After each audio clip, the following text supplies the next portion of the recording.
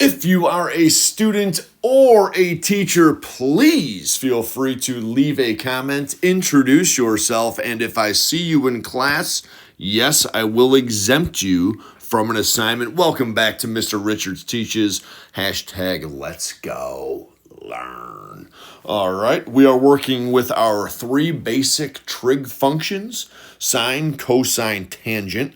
We are using the mnemonics SOH-CAH-TOA. S for sine, over H is opposite over hypotenuse. C is for cosine, AH is for adjacent over hypotenuse, and the T being for tangent, our third function of OA of opposite over adjacent. Let's go ahead and kick it off. I reversed the order. I went with number 4, and I love the way the KC Chief did it so much with the cross multiplication that I reinvented my steps and I just went with the KC Chief himself.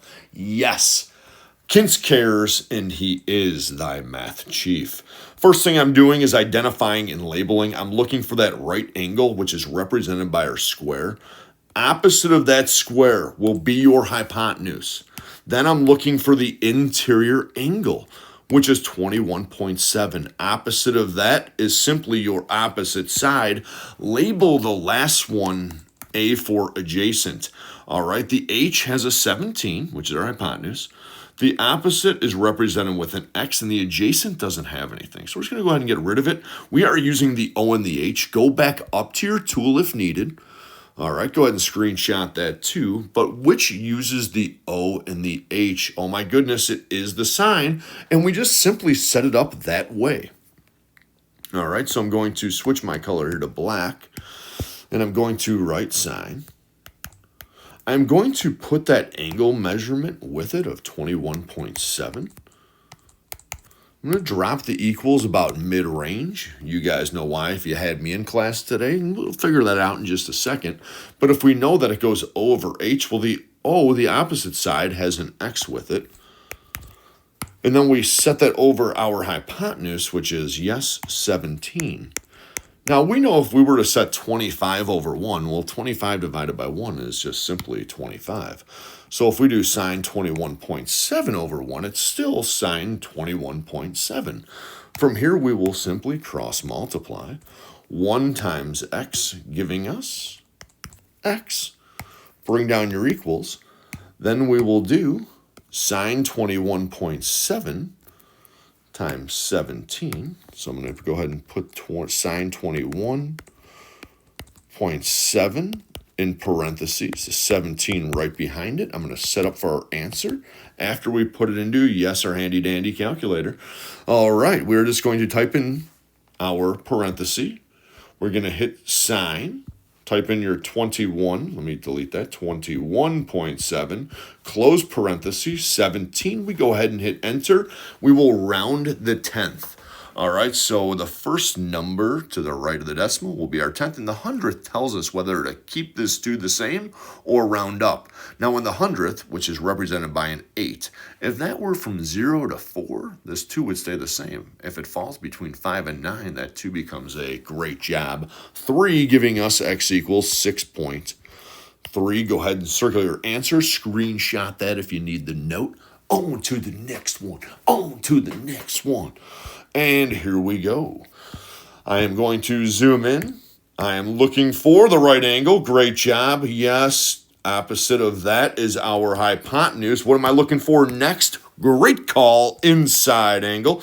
Opposite our inside angle gives us the opposite. And our last one, we will just simply label A for adjacent. That's the route I take. It's best for me and my learning.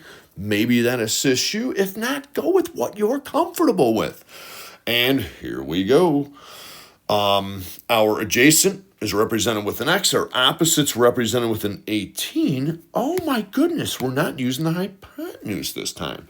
Well, we are using O and A. Which trig function uses O and A? It is the TOA tangent. All right, so we're just going to write the tan for tangent. We are going to put the little 17 right next to it, and our equals will drop about mid-piece since we now know what we're doing, and it's TOA. So O, opposite, represented by 18, over the A, adjacent, which is represented by an X. And again, we're going to put this tan 17 over 1 so we can cross multiply. Tan 17 times X. Again, I'm going to put that tan 17 in a parenthesis here. And then I'm going to put the X with it. I'm going to bring down the equals.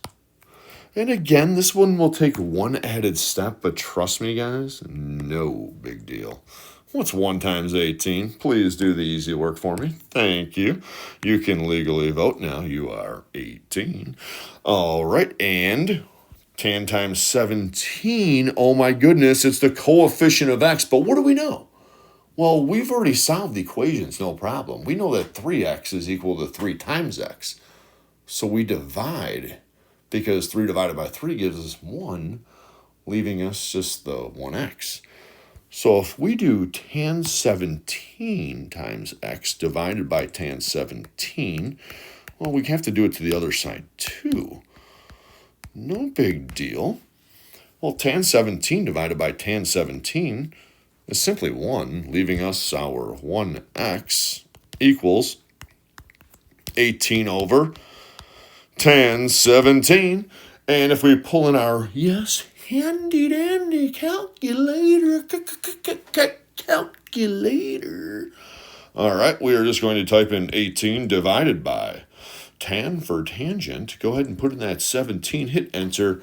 What do we get, guys? Let me pull that more into gear. It is a 58.87. Again, we're rounding to the 10th. Oh my goodness, the hundredths is a 7. We will round that 8 up to a 9, giving us x equals 58.9. Circle it, dominate it, crush it, snapshot it if you need it. Let's go!